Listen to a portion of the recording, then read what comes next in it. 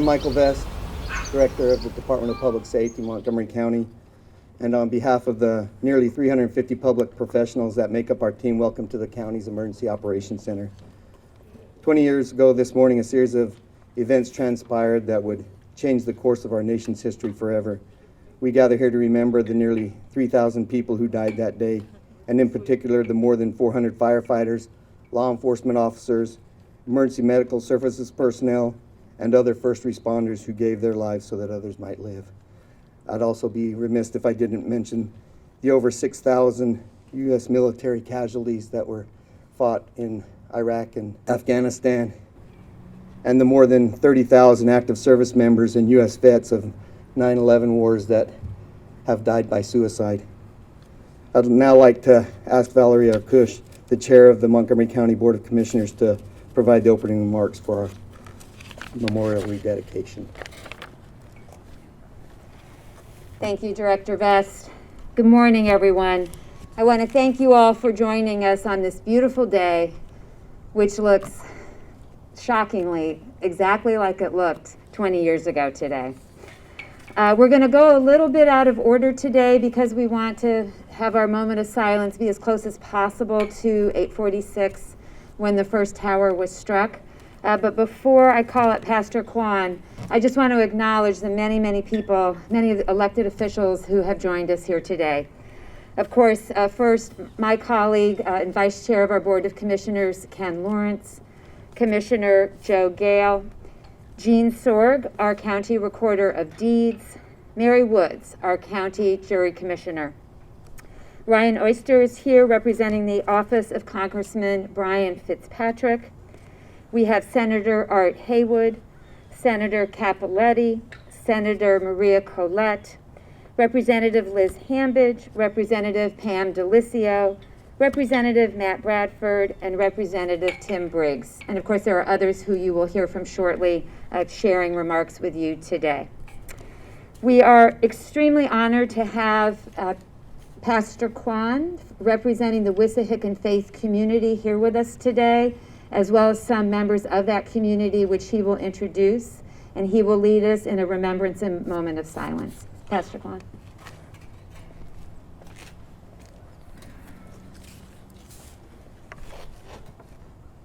We are grateful to God today that we can pause and remember the events of 9/11.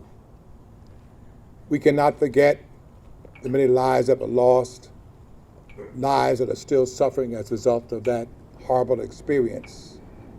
But at the same time, we can give God thanks for the many who volunteered, who saved the lives of others by sacrificing their lives. This country is blessed with so many people who honor God by assisting others. We take a moment this morning and thank God for this country, one nation under God. Let us not just grieve, but let's give thanks for those first responders, the many who made this ultimate sacrifice. And this country came together. It's a remembrance that we as a nation stand united together. It's amazing what happens when we work together across faith lines, political lines, race lines, to make this nation what it is today, one nation under God. So I pray today that this nation will come to the point we'll be able to work together for the common cause of all Americans. This is a time for us to pause, remember, but also to move forward so that we can see one nation united together, fighting racism, bigotry, terrorism. Let us take a moment now in the quietness of our hearts and join together as a people, understanding that we are united together. We're stronger together. Our country is founded on the faith and commitment of those servicemen and women who've given their lives, police officers, firefighters. Take a moment now and remember those who made the sacrifice for us today.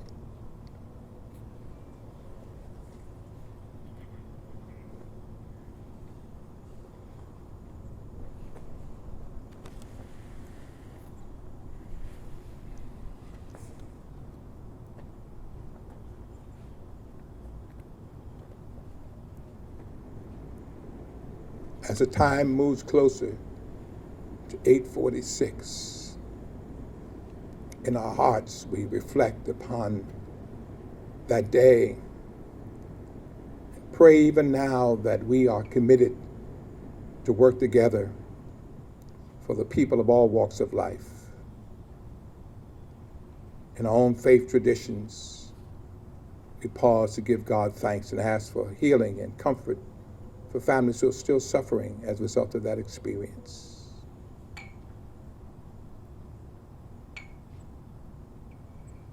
Help us never to forget and to make sure that we are united as the people. This is a great nation. We are a great people.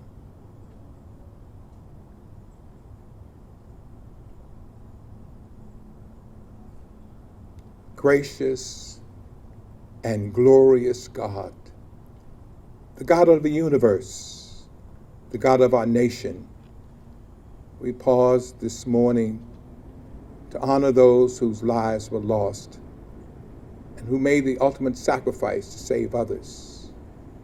We pray, O God, your healing hand, your comforting hand. And we pray, O God, that this nation will rise up once again and understand that we are united together, heart to heart, shoulder to shoulder. We thank you for this time of remembrance.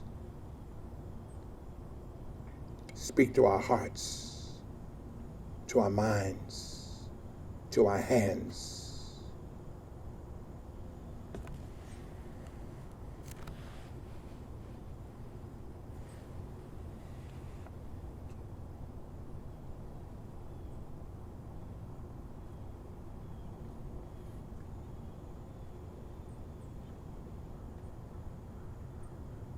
We ask your shalom and your peace in this nation and this world, we pray.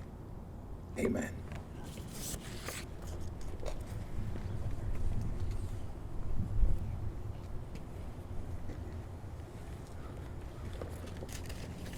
On behalf of the Wissahickon faith community, we want to thank God for this wonderful group of men and women who seek to serve and love people. We know that Shams is here from the North Penn Mosque. There may be others. And we're grateful that we can work together across racial lines, across religious lines, to make our community in this world a better place. Thank all of you for coming today. Thank you, Pastor Cron. We're so grateful for the Bethlehem Baptist community here in Montgomery County and the entire Wissahickon faith community. Thank you so much for being here with us today. September 11th was a day that forever affected individuals and families here in Montgomery County and our entire country. 11 members of our Montgomery County community were lost on that day, and they will never be forgotten. Today, we rededicate the 9/11 Memorial to remember the lives that were lost and commemorate the acts of heroism carried out by the countless first responders who answered the call. This memorial was first installed in 2005 on the 4th anniversary of 9/11 in Norristown at the Courthouse Plaza overlooking Norristown itself. Standing 18 feet tall, the bronze and Corton steel 9/11 Memorial raises a pair of two hands, lifting an I-beam, which was salvaged from the fallen North Tower. This piece of steel weighed 3,400 pounds, and it stood up to 29 years of wear and tear, wind and rain, snow and ice, and then one fall morning 20 years ago changed all of that. Rough but tender, the hands cradle the twisted, torn, and scorched I-beam with great tenderness. They rise on top of a tilted square steel column, anchored at the edge of a large steel disc, which is circled with the statement, September 11th, 2001. The many who were killed, the many who fought to save others, memories never die. When creating this memorial, artist Sasana Norton looked to extend the memorial's message beyond the tragedy and into the process of remembrance and healing. She looked into the possibility that unimaginable pain may lead to a resolve, that sorrow may replace rage, and that a horrific experience could ultimately turn into a source of determination and strength.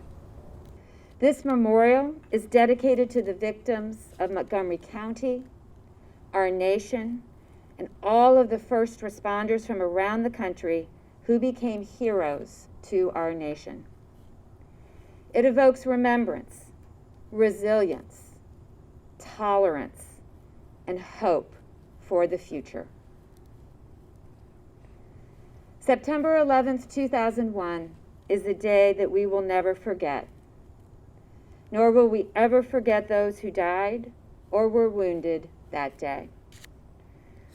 Thank you all for being here to rededicate this county's 9/11 memorial. I'm grateful for your presence here. I'm grateful that our county community can come together on a day like this, as we have come together over and over and over again to support our community, particularly for the last year and a half, and certainly within the last week and a half. I'm honored to be a part of this community and to serve you every day, and we are all strengthened by our presence here together on this particularly special day. Next, we will hear from Congresswoman Mary Gay Scanlon. Congresswoman? Good morning, everyone. I'm so grateful to the Montgomery County Commissioners for providing an opportunity for all of us to come together as a community to honor our first responders, as we also pay tribute to the nearly 3,000 lives lost on September 11th, 2001. 20 years later, it still feels like yesterday. It's hard to realize that this life-altering event is so present for me and most of you here, I suspect, but it isn't even a memory for an entire generation. It's something they learn about in the history books. But that's part of why we're here. We have an obligation to ensure that our younger generations not only know what happened on September 11th, 2001, but that they truly understand the scope of the loss we endured and how those events impacted our nation. We do this through the act of remembrance, because as we said in the days following 9/11, we will never forget. We honor those who are gone because the living owe it to those who can no longer speak to tell their story for them. In the days after September 11th, I felt compelled to follow every piece of breaking news, no matter how heartbreaking.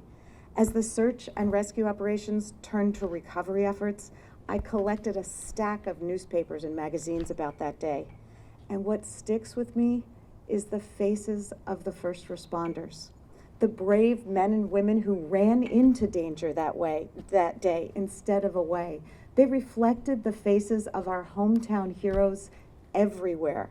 They reflected the faces of my family and my neighbors and yours.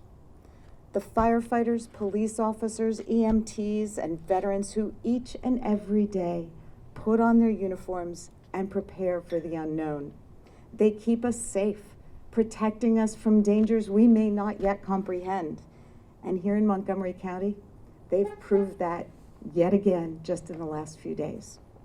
We will never have the words to say properly how much we honor their service. So I will simply say thank you from the bottom of our hearts for your selfless service. You are all our heroes. But there are two other reasons we have acts of remembrance.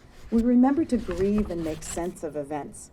You know, I kept all those magazines and newspapers and eventually books about 9/11. I take them out usually around this time of year to reflect.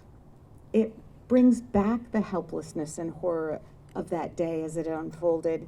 Living here between Shanksville and the World Trade Center and the Pentagon, it felt like we were surrounded by evil. But while we will see those images of smoke and fear replayed probably endlessly today, I also remember how blue the sky was, just like today. It was so gorgeous, and it stayed blue all week. And it was such a calming reminder of the power of nature, the power of God's creation, and the stillness, because we didn't have the airplanes going overhead every day. So that was a quiet influence that helped me cope with the devastation that we were all witnessing, and a reaffirmation of that power of God's creation and nature. Finally, we remember to heal and to move forward with renewed purpose and to create a better world. Eventually, on the first anniversary of 9/11, I put away my box of papers and magazines. It was too painful to see every day, and I needed to redirect my energy to moving forward. But I held on to it and still take it out to reflect. When I unpack it now, what always strikes me is how our community and our nation came together in the face of tragedy. As the events were unfolding that day, friends and neighbors and family checked in from all over the world to ask each other, "Are you okay? Can I do anything for you?" That evening, we attended an interfaith service arranged by our community members. I will always cherish the way our community and our country came together to support each other and those who had lost loved ones in that attack. The outpouring of volunteers and supplies for people in need, just like we saw in the last week right here. And the support by Americans of different faiths for those who were targeted by bigots in the aftermath. We truly were the United States of America in the days and weeks that followed. And as I reflect now on the 20th anniversary of that event, I know that the trauma and loss of innocence that we experienced as a nation changed us in ways big and small. But what I hope for all of us today is that in this moment of collective mourning and reflection, we remember that America is at its best and at its strongest when we come together in support of each other, just as we are now. Thank you.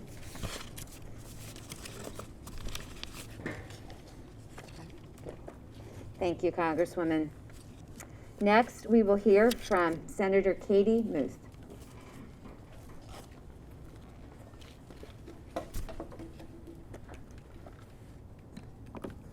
Good morning. Thank you for coming to Senate District 44 today, and I'm honored to have this memorial here in Senate District 44. My name is Senator Katie Muth, and I represent parts of Chester, Montgomery, and Berks County, and I'm also the chair of Veterans Affairs and Emergency Preparedness. My remarks will focus on first responders. First responders on the day 20 years ago. I don't know that I knew exactly the full role of a first responder. I was a senior in high school, and I was standing in the lunch line. That's when I found out, so this is pre-cell phone, so you had no phone to alert you that this major tragedy occurred. And I think back now, and now that I'm a senator and I'm the chair of this committee, and the first responders that I've had just the amazing opportunity to learn from, the sacrifices that are made. And so when I think about that day now versus being a senior in high school, my perspective has dramatically changed. That also layers in with the COVID-19 pandemic, layers in with doing fire ops training with the Pittsburgh firefighters, and thinking that I was going to suffocate in a fake fire along with Senator Collette. And the sacrifice is so immense.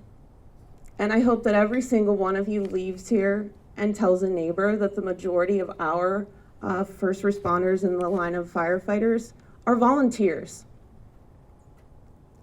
So not only do they put their lives on the line, they don't get paid to do it here. Not many. And so when you think about that sacrifice to constantly be on call, not just for, basic things, the big things you can't predict.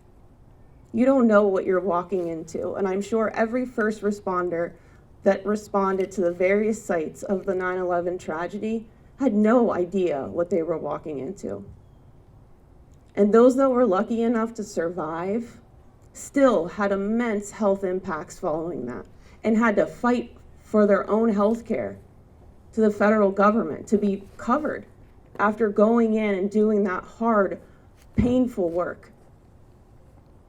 And so when we think about tragedies and the aftermath, great things came out of the aftermath of 9/11. Not just unity, changed the way we did things. We changed our policies and procedures to do better.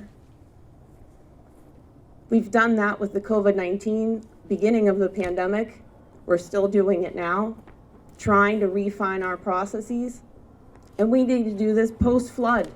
Take the 9/11 tragedy and say, how can we be better prepared? We can't prepare for every specific circumstance, but we need to do better by our first responders. And 20 years later, let's use this renewed initiative, this momentum, and this event here to ignite that. Because what happened after a flood, everybody came together. What happened after 9/11, people came together.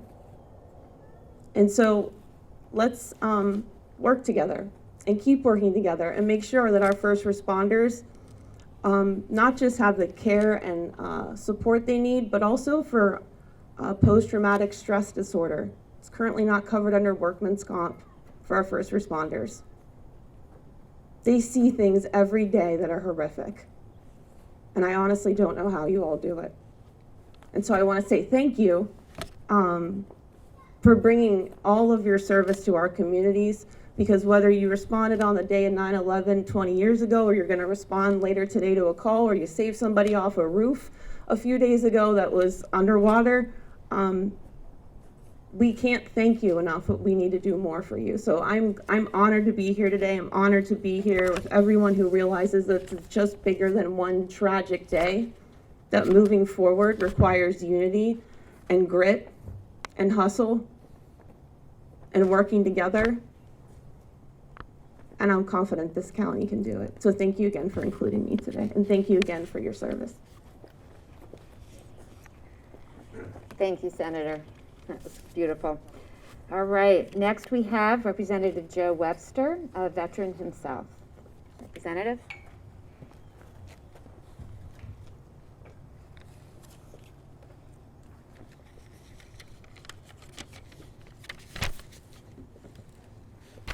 Good morning, everyone. We're going to welcome you to Pennsylvania House District 150, alongside Senator Muth's 44th District. And I always mention the other hazard of speaking after guests and the dignitaries behind me who have said most of what needs to be said about September 11th, 2001. But bear with me for just a few minutes if I repeat a little bit of those sentiments, please. I have one piece of paper in front of me. It's not a speech to make sure I remember 10 things to say. It's a short outline to make sure I don't spend all day talking about September 11th, 2001.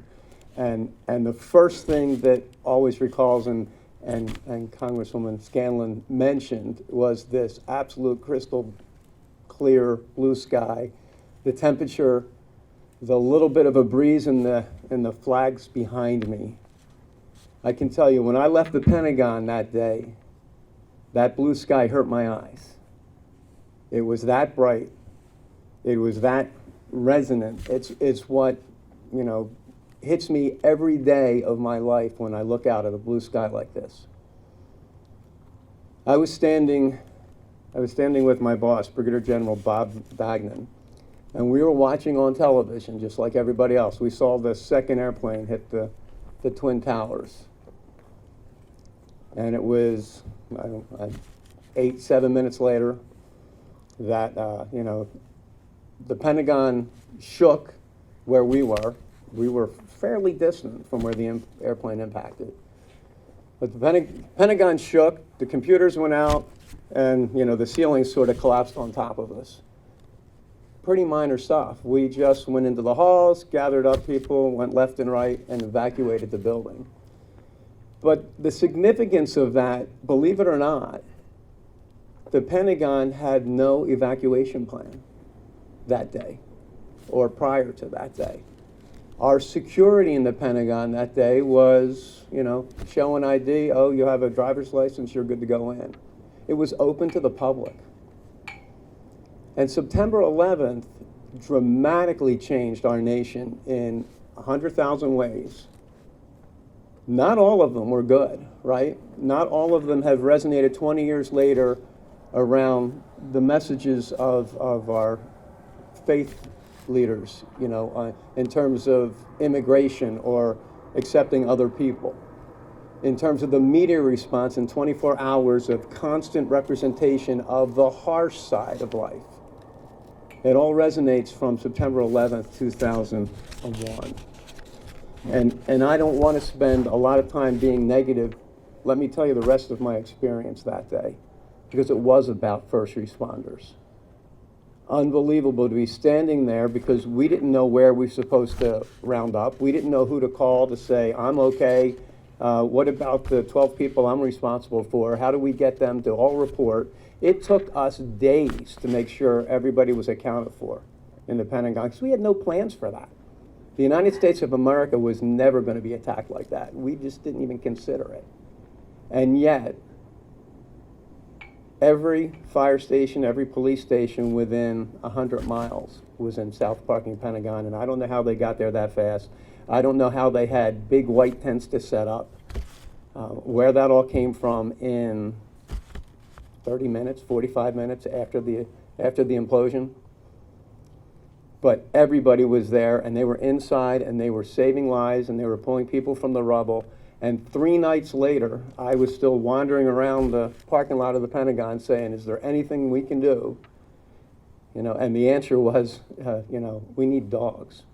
And we're going back in tonight at 2 a.m. We're going to search this next corridor to see if there's anybody we can still save.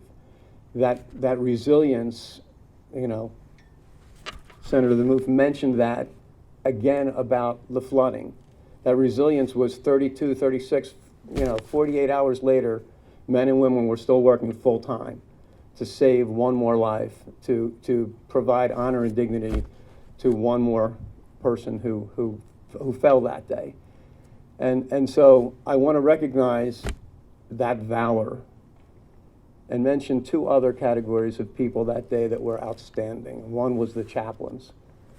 So just as the first responders appeared out of nowhere to support us, the men and women in the faith community around Northern Virginia and Maryland and DC all came to the Pentagon that day, and they helped everybody. They set up their tents and supported. And the last group of people, astounding to me, that I didn't understand. As a military officer, I just didn't understand, and I should have, was the enlisted community and the enlisted leaders in our military force, because they set up the morgue. And they pushed us away. They said, we got this. This is our duty, and we will provide the dignity to the men and women who were killed here today. And they did. So September 11th, 2001, 2021, it moves me dramatically. It's an honor to be able to speak these memories to you. It's important that we then transition to how it impacts our communities, our responses to a natural disaster, our responses to our neighbors, the dignity of human life. It's important that we come together on a day like this, to remember, to commemorate, to stand before the commemorations that don't let us forget, and more importantly, deeply down inside, we should look left and right. We should look at this blue sky. We should look at the next cloud that trickles in, because the world will change. It won't stay perfectly pristine beautiful and blue all day long. And the men and women left and right of us aren't always perfect, but we need to find a way, as the chaplain said here today, to be a people, to work together, to recognize the best in each other, because when it comes down to that moment of tragedy or crisis, only together do we stand as a nation.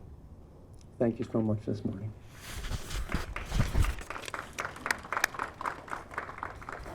Thank you, Representative Webster, for sharing that very personal story from 20 years ago, and we're grateful for your service.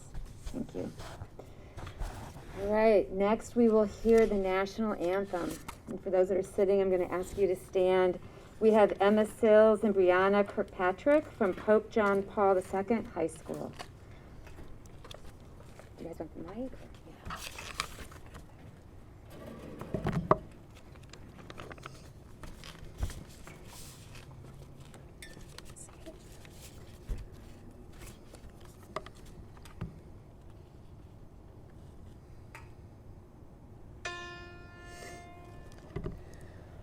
Oh, say, can you see by the dawn's early light what so proudly we hailed at the twilight's last gleaming, whose broad stripes and bright stars through the perilous fight o'er the ramparts we watched were so gallantly streaming, and the rocket's red glare, the bombs bursting in air, gave proof through the night that our flag was still there. Oh, say does that star-spangled banner yet wave o'er the land of the free and the home of the brave?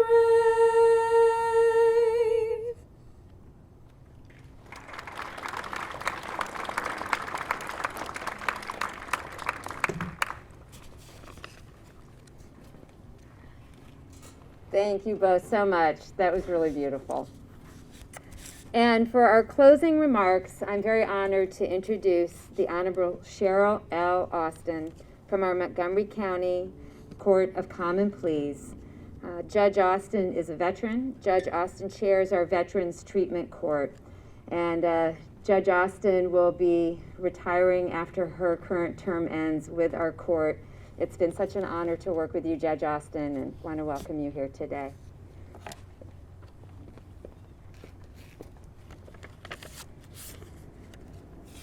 Good morning. Good morning. Commissioner Arkush, our fellow speakers, represented officials, first responders, just thank you all for coming out this morning. And I want to welcome you on behalf of our entire bench, 24 judges, including our president, Judge Del Ritchie. It is indeed an honor to attend this stirring tribute this morning.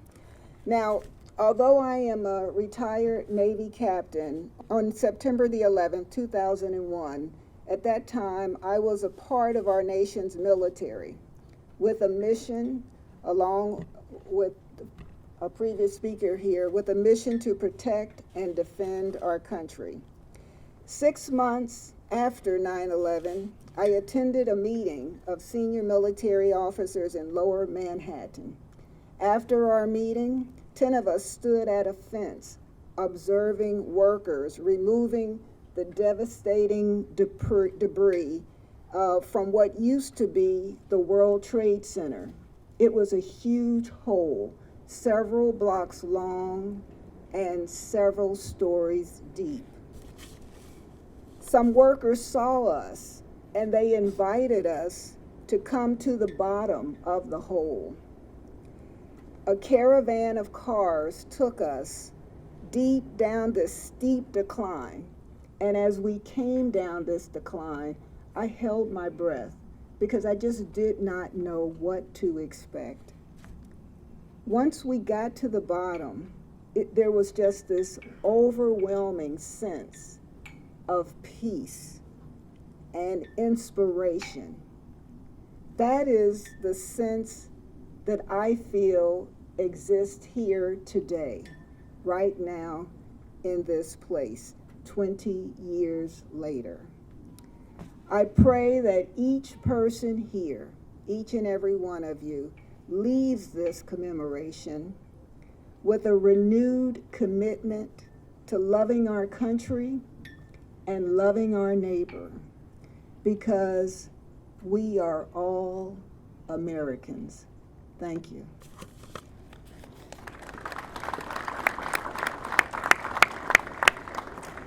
All right, well, that concludes our ceremony this morning. I want to thank you all so much. Thank everyone who was able to share this morning with us. And please enjoy our beautiful monument now rededicated here. Thank you.